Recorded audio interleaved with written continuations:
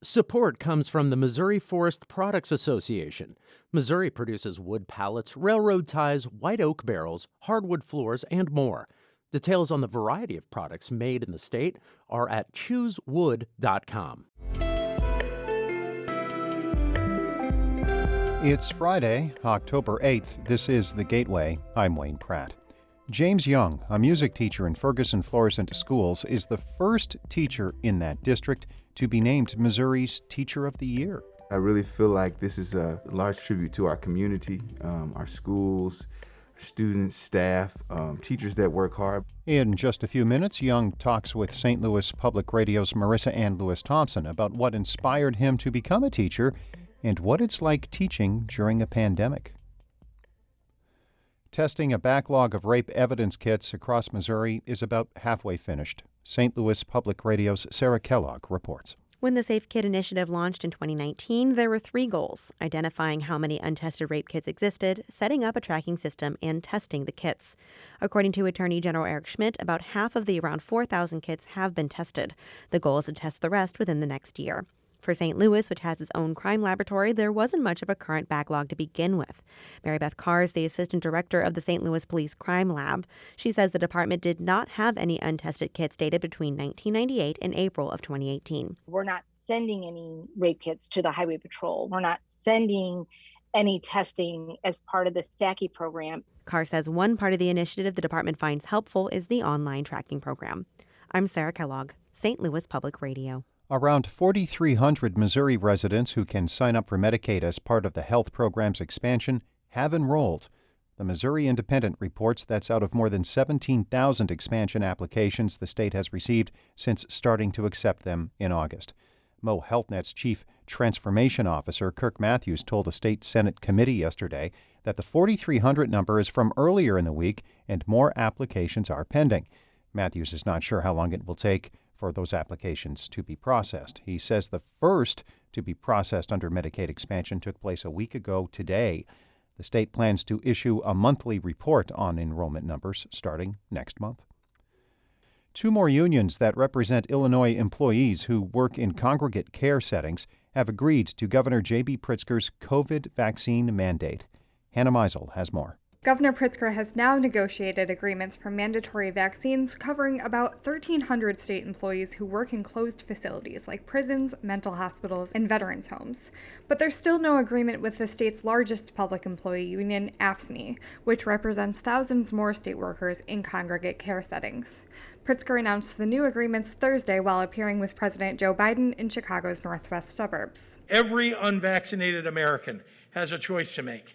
We can prepare for more tragic, senseless loss of life in the months to come, or we can get vaccinated. The unions agreed to the governor's vaccine mandate with narrow medical and religious exemptions. State workers in those unions who refuse to get their first shot by October 14th risk losing their jobs. I'm Hannah Meisel. A workforce development program will link 3,000 St. Louis area public school students to companies this year to reduce the shortage of skilled workers in the city. STL Works connects people to jobs in healthcare, advanced manufacturing, technology, and trades that require minimal training. Former Jennings School District Superintendent Art McCoy leads the initiative. He says it gives people a big start. And it changed their whole family's lives. Many of them broke down crying and like, oh, you've created a new life pathway for me, because they prepared themselves and they were dedicated towards going across the finish line. McCoy made those comments yesterday on St. Louis on the Air.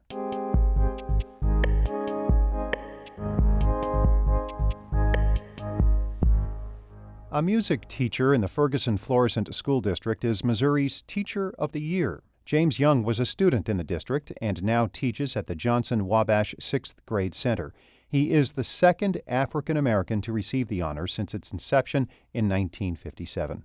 Young spoke with St. Louis Public Radio's Marissa Ann Lewis-Thompson about his role as an educator teaching during the pandemic and what the recognition means to him. It's been such a journey. I was really excited, a little nervous, but also very honored, because I really feel like this is a large tribute to our community, our schools, students, staff, teachers that work hard, but it's also a legacy. My grandmother retired from Ferguson-Florissant School District, and was my biggest mentor through college and even into my career. How did she shape and influence your love of music and teaching? I was in the Army for 3 years, and when I got out, worked some jobs and did some things, but I ended up at her house and as sort of a landing for me. And when I went back to school, she just really nurtured me. I would say she helped me take my love for music and my passion for it, but then direct it in a way to serve the community. And that was a piece that I was missing. I was young and, I was wanting fame. And she was like, well, why don't you consider this? So teaching isn't an easy job under normal circumstances. But you add on a pandemic to the mix of that, and you've got your work cut out for you. Mm-hmm. How did you manage to successfully teach a music class virtually? Oh, boy. I'll have to give props to my co-teacher at the time, Judy Brown. We were able to work it out together. And so that's always helpful. Teamwork, it makes the dream work, as they say. There are challenges. There's the lag in Zoom. There's some students didn't want to have their screens on, or they wouldn't come off mute and actually share their voices. So what we ended up doing, we used an app called Flipgrid. And so we gave them their assignments and they could record them and send them in. And you would be amazed. Students that I saw later in person who were shy in person, they came to life on this app. And so that was one of the things we did. We also focused more and more on community and just staying connected and that importance of letting them know, I see you, I'm here for you. We're going to support each other and work through it. And so that's one of the big pieces of what I like to teach. I mean, music is very important, but I know every student is not going to grow up to be a musician. But every student will grow up to have to stand in front of someone at some point and present themselves in the best light. What songs were you teaching your students virtually? Our theme was African Moods, and it was kind of going off the theme of The Lion King. It was kind of a spin-off of that. So we did Sia Hamba, The Lion Sleeps Tonight, and I believe it was He Lives in You. And then with He Lives in You, it's just such a powerful song because it talks about legacy. He lives in you. He lives in me.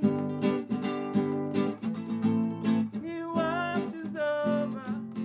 And especially with that time in my life being not too far from losing my grandmother, that really had an impact. We didn't plan it that way, but it's just interesting how things kind of line up. So that song took on a new meaning for you. Oh, it did. In your reflection, he lives in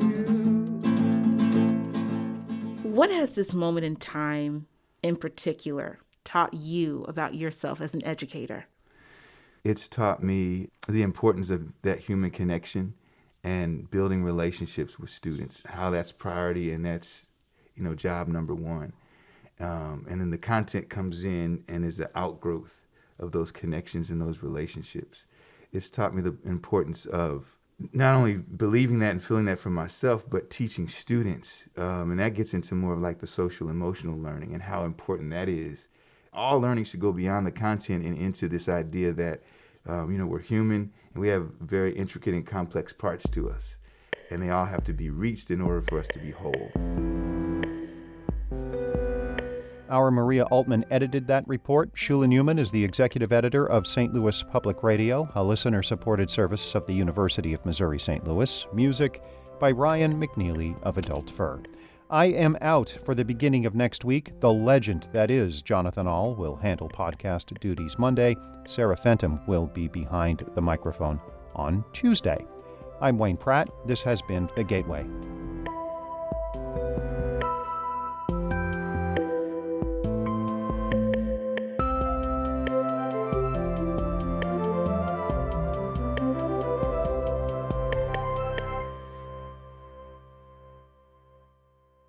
Support comes from Missouri Forest Products Association, committed to sustainable and sound conservation of the state's forests, which support more than 41,000 Missouri jobs, resulting in a $10 billion industry. ChooseWood.com.